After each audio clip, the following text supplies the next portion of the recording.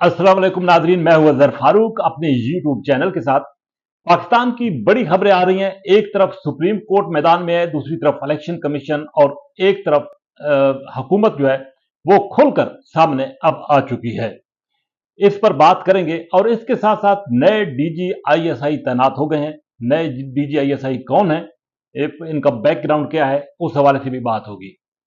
सबसे बड़ी और अहम खबर यह है कि मखसूस नशिस्तों के हवाले से सुप्रीम कोर्ट का वो तफसीली फैसला आ गया है जिसके बारे में कहा जा रहा था और मुतालबा किया जा रहा था कि जब तक सुप्रीम कोर्ट का तफसीली फैसला नहीं आएगा उस वक्त तक हालात की समझ नहीं आएगी। सुप्रीम कोर्ट के तफसीली फैसले में भी तकरीबन वही बातें हैं कि इलेक्शन कमीशन ने अपनी जिम्मेदारियां 8 फरवरी के इंतखाबात के हवाले से पूरी नहीं की। सुप्रीम कोर्ट ने पीटीआई को मखसूस नशिस्तों के लिए अहल करार दिया है और सुप्रीम कोर्ट के इन 8 जजेस ने जो तफसीली फैसला जारी किया है उसमें वाज़ेह किया गया है कि इलेक्शन कमीशन फौरी तौर पर सुप्रीम कोर्ट के फैसले पर अमल दरामद करे। दूसरी तरफ अब खबरें ये आ रही हैं कि इलेक्शन कमीशन का इजलास रोजाना की बुनियाद पर हो रहा है और यह कहा जा रहा है कि अब कल आखिरी इजलास होने जा रहा है जिसमें इलेक्शन कमीशन भी अपनी कोई पोजीशन लेने जा रहा है। इलेक्शन कमीशन का यह मौकफ है कि इलेक्शन एक्ट में तरमीम के बाद अब सुप्रीम कोर्ट के इस फैसले पर अमल दरामद नहीं हो सकता क्योंकि एक कानून इस वक्त मौजूद है और इलेक्शन कमीशन उस कानून के मुताबिक चलेगा।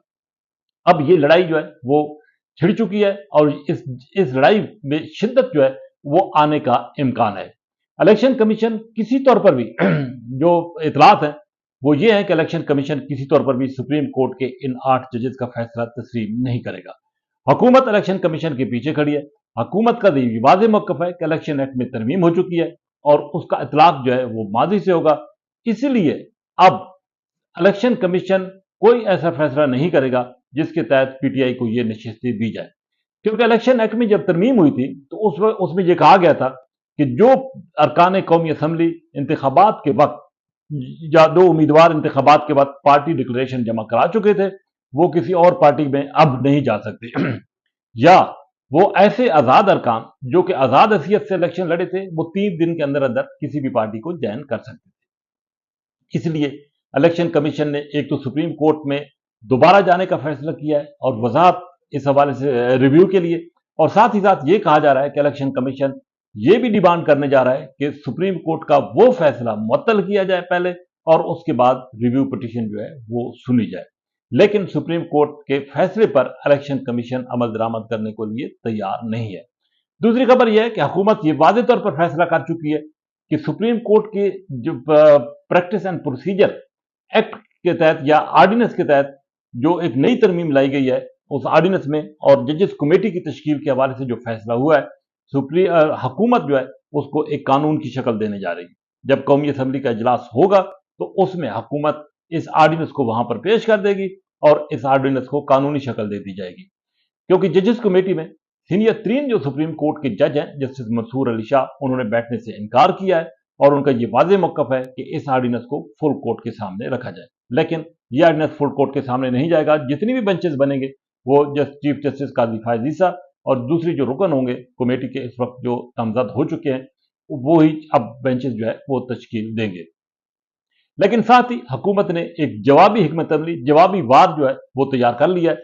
तो हुकूमत अक्टूबर के पहले हफ्ते में वो बड़ी आईनी तरमीम लाने जा रही है जिसको 26वीं आईनी तरमीम कहा जाता है, जिसके तहत एक आईनी अदालत कायम होगी और सुप्रीम कोर्ट के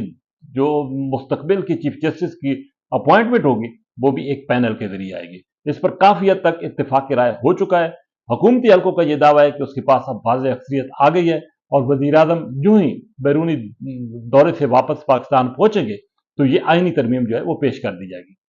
इसके साथ साथ जितनी भी अरकान कौमी असम्बली या सेनेटर इस वक्त मुल्क से बाहर हैं उनको ये हिदायत जारी कर दी गई हैं कि वो अक्टूबर के पहले हफ्ते में पाकिस्तान में अपनी हाजिरी को यकीनी बनाए, क्योंकि कौमी असम्बली और सेनेट के इजलास अक्टूबर के पहले हफ्ते में अलग अलग तलब किए जा रहे हैं जिसमें यह आईनी तरमीम जो है वो पेश की जाएगी। साथ ही साथ हुकूमत को यह भी कभी यकीन है कि 63A जो कि वोट देने के हवाले से इंतहाई अहम तरीन शिक थी और सुप्रीम कोर्ट का इस हवाले से एक फैसला मौजूद है, उसका रिव्यू जो कि 30 सितंबर को लग चुका है। हुकूमत को कभी यकीन है कि इस हवाले से अरकान कौमी असम्बली को ये हक दे दिया जाएगा कि वो अपना वोट तो पोल कर सकते हैं, लेकिन वोट पोल करने के बाद वो डिस्क्वालीफाई हो जाएंगे। बहरहाल इसके बावजूद भी हुकूमती हल्कों का यह दावा है कि हुकूमत के पास कौमी असम्बली में भी और सेनेट में भी 2 तिहाई अक्सरियत आ चुकी है और मौलाना फजल रहमान को कायल करने की कोशिश तो की जा रही है, लेकिन हुकूमती हल्का ये भी दावा कर रहे हैं कि सेनेट में 5 ऐसे सेंटर हैं जिनका ताल्लुक पीटीआई से है, उनके साथ कमिटमेंट हो चुकी है हुकूमत की और उन अरकान की, और वो वोट हुकूमत को आईनी तरमीम पर देंगे। साथ ही साथ हुकूमत का ये भी इरादा है कि इलेक्शन कमीशन मखसूस नशिस्तों के हवाले से कोई ऐसा फैसला करेगा, जैसा कि कहा जा रहा है कि वो 39 अरकान कौमी असम्बली जिनके पहले इलेक्शन कमीशन नोटिफिकेशन जारी कर चुका है,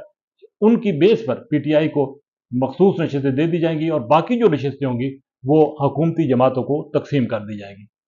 बहरहाल ये कहा जा रहा है कि मौलाना फजल रहमान हुकूमत के साथ मुकम्मल तौर पर ऑन बोर्ड हैं और मौलाना फजल रहमान आईनी तरामीम पर मुकम्मल तौर पर वोट देने के लिए आमादा भी हैं। सिर्फ थोड़ा सा वक्त लिया गया था और वो वक्त मौलाना फजल रहमान और हुकूमत की बाहमी रजामंदी के साथ लिया गया ताकि इंप्रेशन जो है वो बुरा ना जाए इन तरामीम की मंजूरी के हवाले से, क्योंकि तनकीद हुकूमत पर बहुत आ रही थी। एक और बड़ी तैनाती हो गई है, DG ISI lieutenant general Asim Malik साहब को डीजीआईएसआई तैनात कर दिया गया है। आसिम मलिक जो है वो इंतहाई पेशावराना खिदमात अंजाम देते रहे हैं पाक फौज में, और इस हवाले से उनका बैकग्राउंड ये है कि जनरल जीएम मलिक के साहबजादे हैं। जीएम मलिक जो है वो कोर कमांडर रावलपिंडी भी रहे, डीजीआईएमआई भी रहे, और 1992 में जब नवाज शरीफ की हुकूमत खत्म हो रही थी या उस वक्त जब कुछ ऐसी इकदाम उठाए गए थे, हालात पैदा हो गए थे, तो जीएम मलिक का उस वक्त किरदार इंतहाई अहम था। वही नवाज शरीफ साहब के पास गए थे जिस वक्त नवाज शरीफ साहब ने इस्तीफा देने से इनकार किया था और उन्होंने कहा था कि वो किसी किस्म की कोई डिक्टेशन नहीं लेंगे। तो कहा जाता है कि उस वक्त मियां नवाज शरीफ ने और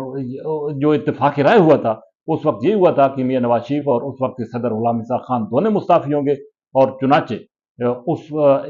जीएम मलिक की उस वक्त वो मुदाखलत थी जिसकी वजह से नवाज शरीफ और गुलाम इसा खान दोनों को जाना पड़ा था, क्योंकि जीएम मलिक को ये खसूसी टास्क सौंपा गया था, जिम्मेदारी सौंपी गई थी कि वो इस हवाले से इस मामले को जो है वो सुलझाएं। बहरहाल ये वही जीएम मलिक हैं जिनके इस वक्त साहबजादे जो है वो डीजीआईएसआई बने हैं, और ये तवक्को की जा रही है कि वो अपने पेशेवराना जो उनकी खिदमात हैं पाक फौज के लिए, और एक खासी वो महारत भी रखते हैं अपने इस फील्ड में, इस बिना पर वो मौजूदा जो सेटअप है डीजीआईएसआई का उसको बेहतर से बेहतर अंदाज में आगे बढ़ाने के लिए अपना भरपूर किरदार जो है वो अदा करेंगे। साथ ही साथ ये भी बताता चलूं कि आने वाले एक हफ्ते के अंदर अंदर पाकिस्तान की सियासत में बड़ी हलचल जो है वो मचने वाली है। इस हवाले से बिलखसूस कि सुप्रीम कोर्ट में के अंदर जो इस वक्त जंग छिड़ चुकी है, जो लड़ाई शुरू हो गई है, सुप्रीम कोर्ट इस वक्त दो हिस्सों में तकसीम हो चुकी है, लेकिन आज भी किसी से बात हुई तो उसका वाज़ेह मौक़िफ़ था कि हमेशा फतह उसकी होती है जिसके पास ताकत हो। लेकिन इस हवाले से सुप्रीम कोर्ट के जजेस, अब 8 जजेस तो बिल्कुल खुलकर सामने आ गए हैं। आगे देखना यह है कि आने वाले दिनों में इस हवाले से ऊँट किस करवट बैठेगा, लेकिन एक बात बिल्कुल तय है कि हुकूमत पीछे हटने को तैयार नहीं है, इलेक्शन कमीशन भी पीछे हटने को तैयार नहीं है, और सुप्रीम कोर्ट के अंदर वो कुछ जजेस ऐसे भी हैं, 8 के अलावा बाकी जो जजेस हैं वो अभी तक अपनी पोजीशन पर कायम है, और 8 जजेस भी अपनी पोजीशन पर कायम है। बहरहाल आने वाले 2-4 दिनों में सूरत हाल खुलकर सामने आएगी, लेकिन एक बात बिल्कुल तय है कि इलेक्शन कमीशन सुप्रीम कोर्ट के इन 8 जजेस का फैसले पर अमल दरामद नहीं करेगा, और ना ही हुकूमत जो है वो इस सूरत हाल में पीछे हटने को तैयार है। इसी के साथ इजाजत। अल्लाह।